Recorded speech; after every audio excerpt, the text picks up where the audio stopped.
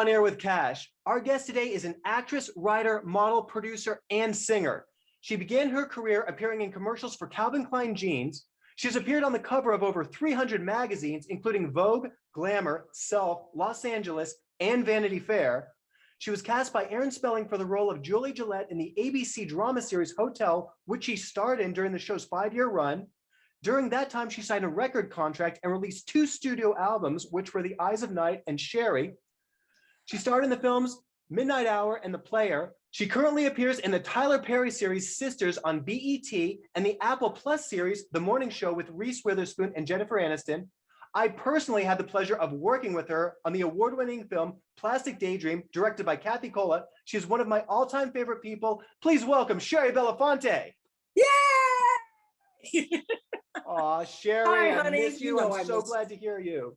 I'm so glad to see you too. You know, you're like one of my favorite people. You're one of my children. I hope Michelle doesn't mind that I'm clomming you on as one of mine. There's plenty of cash to go around. It's very mutual. You're part of our family. How have you been doing? Honestly, the show's been therapeutic for me as well too, as much as I love having my guests on. And it's just really interesting to talk to, different people and see what the last year's been like. And I'm just really fascinated by all these new creative outlets that we have. I understand that, you've been working on the morning show and the pandemic is not slowing you down at all. Well, it's interesting because it slowed everybody down and, everything ground to a halt for the longest time. But we are one of the few shows that went back into production earlier, I think, than most shows. We were shooting at the Sony lot, and there's only been a couple of shows that started up as early as ours did. And then once in a while, there's sporadic things that come in and shoot. So you'll see all these characters walking along, down the alleyways of the studios in between the sound stages going, the hell is that? It's like, oh, that's the Brad Pitt movie. Oh, really? Brad Pitt's over there? And Jennifer's right over there? Interesting. So he's saying he's doing a movie. Is that the excuse? No, I'm kidding. But we shut down and we didn't go back to work until middle of January. It was like near the end of January. But we've been, knock on wood, shooting, and everybody's tested constantly. Everybody has to wear a mask. I said, I feel like Mr. Miyagi. Mask on, mask off, mask on, mask off in between takes. There's a lot of Purell and sanitizer that's going on though. I've got bottles of that in the car, in my pocketbook, at the sound state, anywhere it is, you kind of get that going. So. Oh, you should see my desk. I have a huge bottle of sanitizer. And then I have them literally planted all over the house, filled with Clorox wipes. I mean, I've just been getting in this habit of wiping. Even after a day, I just wipe my chair down or wipe. I totally get it. And then, there's always the liquid refreshment that keeps you kind of sanitized as well. It's my mimosa in the morning and the martinis at night. I sort of think that probably helped a lot. That's a lot of. What I like to do is I like to get a packet of emergency and put it in the tequila, so you feel like you're getting a little bit of a buzz, but you're not depleting your vitamins. Yeah, exactly. You're definitely getting your immune system boosted up. It's been a longer session. We had to start from scratch. After we started the shows last March, they threw all those. We were just starting the second episode when we shut down. So they basically scratched the scripts that they wrote for the season initially, and then took all those 7 months that we were down and, rewrote the scripts. And so now it's pretty intense. I have to say they're great. You sort of want to go, and then guess what's going to happen? But it's like, oh my God, this is happening. But, it's a hoot.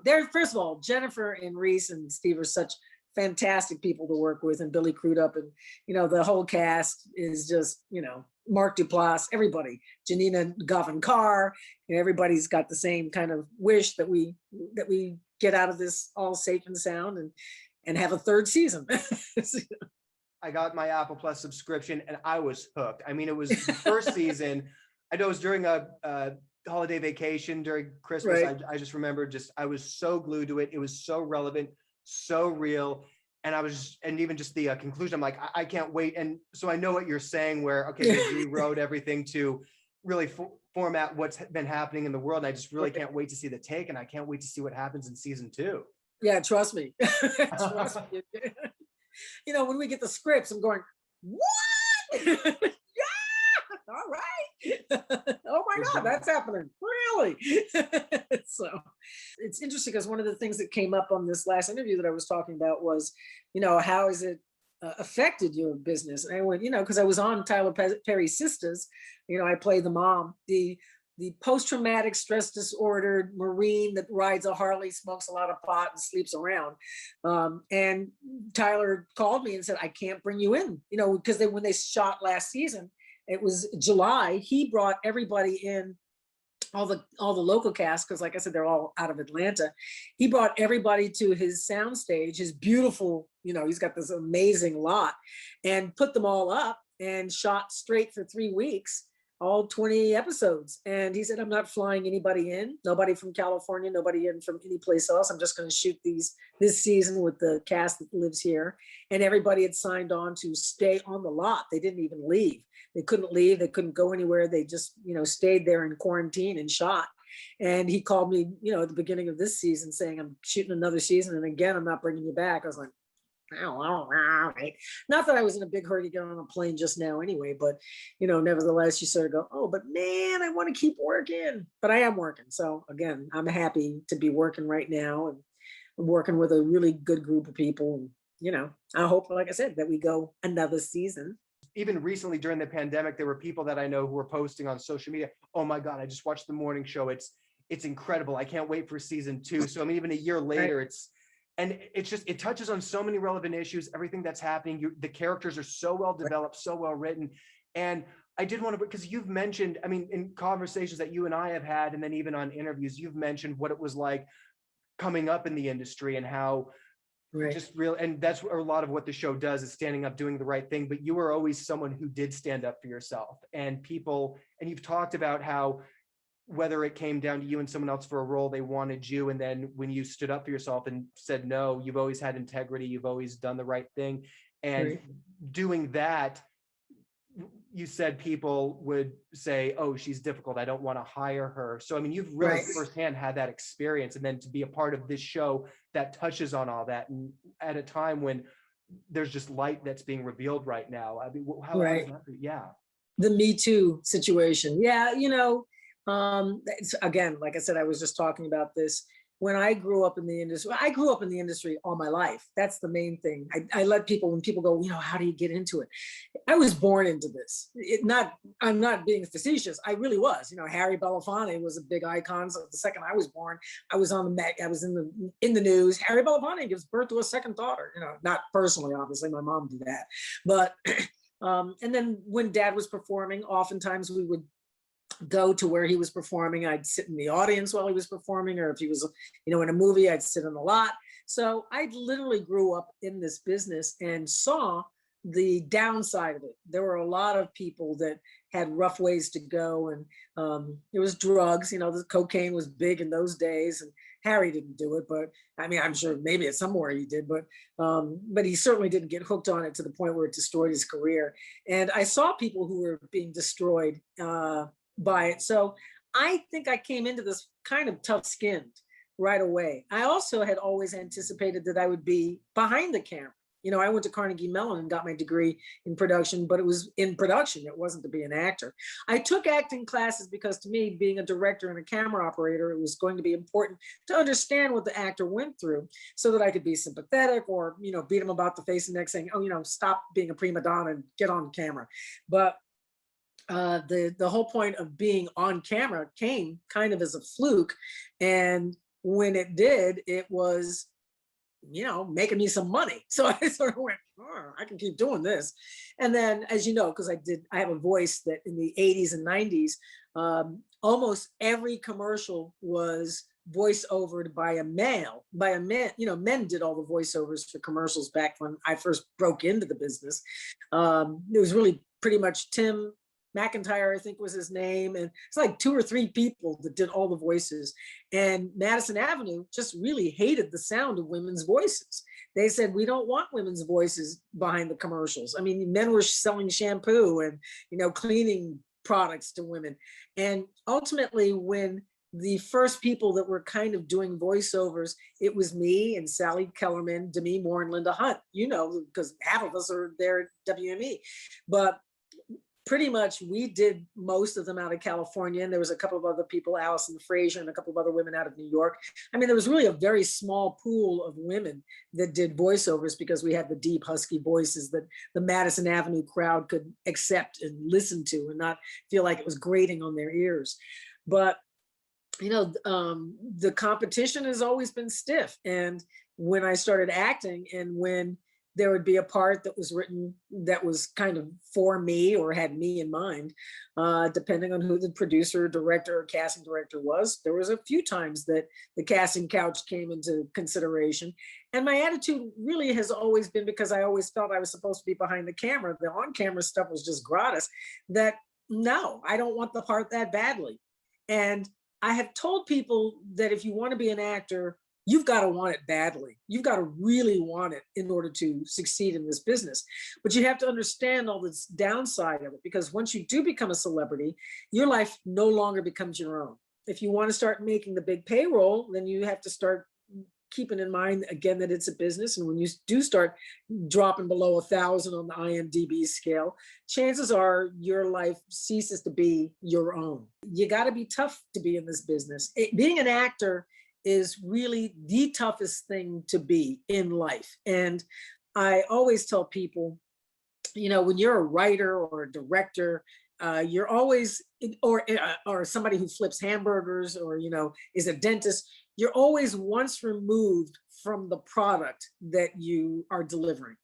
If a writer writes a script and, doesn't like the way the director cut out some of his lines, or the editor, shot this or put it together a different way than he had anticipated, he can blame the editor. He can blame the director. Same with the director. The director can blame the editor or the writer. The writer didn't know what the fuck he was doing, but ultimately the actor is the person that's going to be seen on screen, that's going to be there, that's delivering that story, that missive, and they are going to be blamed for whether it's a really good performance or whether it's a really bad performance. There's no way to edit. There's no way to step aside from that. It's personal. It's much more personal than anything else. And I'm not giving like a low points to writers or directors or anybody or editors. I'm not saying that at all. I'm simply saying that you as the commodity, you as the product, as the manufactured product, have something that's much more personally involved than any other thing in the business, in any business. And for that reason, you got to have a tough skin in order to get through it. Well put. No. Although it was longly put, but there you go. No, you hit on everything. And I think, I grew up in the industry to a degree, and I've been around certain people at times who were in powerful positions. And I just remember really starting at 15. And again, it's like you hear those stories. And I remember for my generation, just kind of growing up here in the 2000s, there was always you'd watch an old movie or you'd hear a story that someone in power was saying, oh, back in the day, these are the rules. And so I remember a lot of us when we were even just starting out, you watch a movie like Swimming with Sharks, and there's this unspoken agreement, like, this is how the industry is. Everyone's ruthless. When you get to this, it's like whatever the boss says goes, and you have to be willing to tolerate this kind of abuse if you want to make it. And there were times like I never personally had a straight up experience where do this and you'll get this role. But I remember being in situations, as a teenager when you're hanging out in an older crowd, and I knew I just being propositioned a few times, like, oh, sure, this is so-and-so, he's an executive, be on this person's good side. And it was just, or even just being in a situation where I knew someone who had power, and there was a lot of just stuff happening in this particular environment that didn't really flow with me at the time. And I remembered standing up for myself, and it was surprising how people in that person wrote me off for a little bit, and then just people in that group turn on you. And then these were certain people who were preaching how ethical and tolerant they are. And you're like, well, where's the ethics and tolerance when there's, you know what I mean? It's just so. Yeah, I totally know what you mean. Yeah, there were many times, many times that, I was propositioned. And when I'd go, no, really, I have no desire to put that piece of your anatomy anywhere near my lips. And what would happen is, instead of them walking away going, well, she's got integrity, they would say things, well, she's gay. It's like, why? I'm not gay just because I didn't want to go down on your ass, or she's difficult to work with. All those things come up. And that's the thing, you often hear if a guy is tough, he's a smart, tough guy. If a girl is tough, she's a bitch. So there were many times when I was called a bitch or wasn't called back, or, and while the agents may go, well, you lost that one. It's like, well, no, not really. I didn't lose it. I didn't really want it. But again, you end up not working so many times that, again, if this is what you want to do, it becomes very difficult to make that decision. For me, it's never been that difficult. Sometimes it's been, like, oh man, I really wanted that part. That would have been a good part.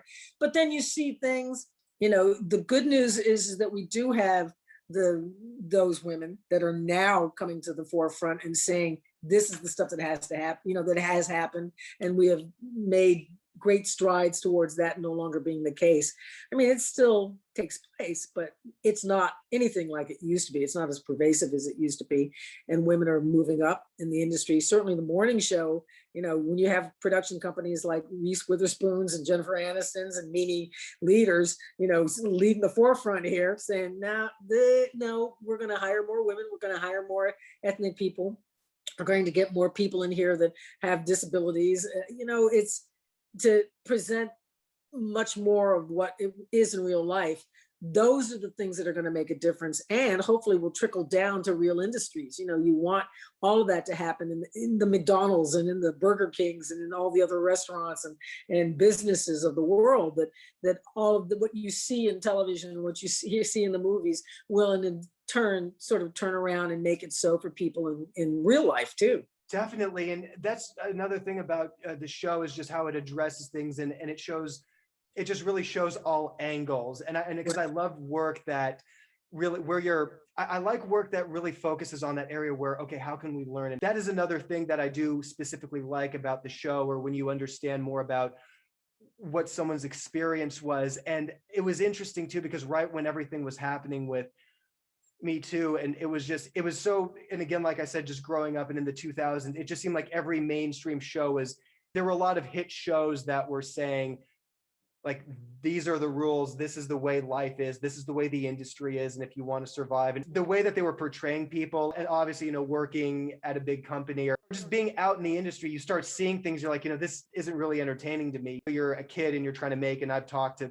my peers at that time who had these questions. I'm a woman trying to make it in the industry. How do I go about getting a good role, or how do I get a promotion? And just even young men, it's like, you work for these, I'd had friends who worked for people, and they were telling me about these tasks that they had to do for their boss. And it's like, I don't want to get fired. I don't want to, he's the boss. If I argue with him, they're going to fire me and I'm never going to be able to work again. And it seemed like that was always something that was in a lot of these hit shows at the time. And then when Me Too started, and then I loved just the shift. And it was one thing, I was already about 7 years ago, and I was talking about this on another interview, was just basically, growing up, and I'm in this environment where you're around certain people who have some power, not a lot, but they make you think that they have more power and they can do more for you. Right. I was always conflicted because I didn't always like the environment. I got to a point where I said, this environment isn't good, and I'm just really limiting myself. And I walked away. And like you, it was just when I stood up for myself, I was being called difficult. There were just people who didn't want anything to do with me in that crowd. And then during that time, I really was writing. Every year has gotten progressively better for me the last 7 years. Right. We worked together and we had all these great opportunities. And then when Time's Up and Me Too had started, I just remember there were 3 people that kind of stood out. Not that I never had anything. I just remember the environments in 3 of these people. And it wasn't like anything personally happened to me, but I was just curious about what was going to happen. And within 3 months, all 3 of them were mentioned for busted and outed. For how it was put in the trades was, we are no longer, or after 30 years, we're no longer going to work with this person. We've decided to part ways. And you just knowing, being around certain situations, you knew what was happening. So there was this sense of closure. And when I do talk to people my own age or just even younger now coming up, I do feel like there's a much more open dialogue. Everyone has a lot more respect for each other. And I do like that in a lot of work, and people are just even with mental health awareness, and we're all having conversations. And it's really, I do think we are getting to a better time. Certainly we've been on this roller coaster before where things look like they're getting better and then not so good. But by the same regard, there's definitely a shift, and there's always, every 10 years, there's always major shifts in our industry. Yeah, and again, just I can't thank you enough for Plastic Daydream. That was just really one of the best experiences that I had as an actor. I mean, like you said, I was just when I met Kathy Kolla for about a year, I'd gone to a premiere of a movie that she did. We were going back and forth to each other's events and supporting each other. Then she had this idea. In a month, it was like boom, and everything just worked out to place. It got accepted to La Femme Film Festival. Right. And I got a La Femme Film Festival award the following year. Exactly. A year later, look at you. To have that screening at WME after working there for so many years, that was just such a completion for me to be like, wow, it was just, I remember just meeting you years ago. And then who would have thought all these years later, we'd have a movie that you would win an award at La Femme Film Festival and then it would screen at WME. And it was just, again, it was, and this is right before the pandemic. So I felt like so much had come full circle prior to everything happening. Yeah, no, I love working with younger people. They keep me young. But it really wasn't until you and Kat, like I said, I know I keep saying this, but it wasn't until you guys offered me this moment that dictated somebody that was older. And I think you probably were going, oh, she's not going to want to do this. She's got to play somebody who's 70, And, and I went, oh my God, I'm 66. Make the character 66. Yeah, totally. I can do this. Let me at it. And there's not anybody else in the casting pool that would have ever thought of inviting me to do that. They just wouldn't until now. Now they do. But it really was because you guys let me have that moment for 10 minutes of saying, no, look, I really can play my age. Trust me, put me in there, especially if we shoot at 6 a.m. I really look like Harry. So, and I've played a couple of roles since then, and it always said, she's between 60 and 65. And I'm going, I think and by the way, it takes the time for your agents and managers to accept that reality too, because we are in an ageist, ageism is what our industry has always been about. So it's hard and it's tough for the agents as well. They want the industry to think that you're forever youthful, but no, it's okay. What we need to do is make the industry understand that 60-year-old people are viable and they need to be incorporated into the scripts. And until you start making 60-year-old people viable and people of color, and until they are just everyday additives in every script that ever comes out, it's still going to be an uphill battle for us. But gracefully, hopefully, I will help drag us into that age, especially with your and Kat's help.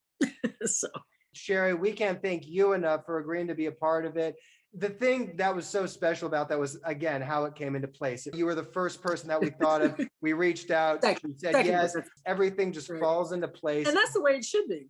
That's the way you hope it will be. Oh my gosh, Shari, I can't thank you enough for making time for us today. I can't wait to see the new season of The Morning Show that's going to come out later this year. And everyone, please go online, look up We Are Red Nation. From April 19th to the 24th, please get involved. Please share your stories. And Shari, from doing Plastic Daydream to just always being someone who's pushed me and encouraged me and stood by me, I just can't thank you enough for your time, for who you are, your activism, and what you do. And again, I can't wait to get on set with you again. And me, you, and Kathy have another project that we got to get off the ground ASAP.